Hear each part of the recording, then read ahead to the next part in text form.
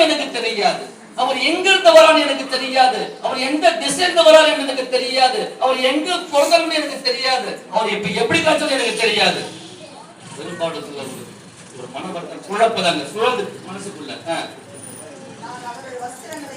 நான் பார்த்து கூட வேண்டாம், அவர் கூட நான் பேச கூட வேண்டாம். ஒரு வஸ்திரத்தை தொங்கலே. அல்லேலூயா, அல்லேலூயா. விசுவாசம் தான் பெருசு. அல்லேலூயா. அப்ப இங்க பார்க்கும்போது இயேசுவே நீர் என்னை தொட்டால் போதும் நான் சுகமாக ஆண்டவரே. அல்லேலூயா. எத்தனை பேர் சரித்திரம் பலன்மாகி உட்கார்ந்து இருக்கலாம்.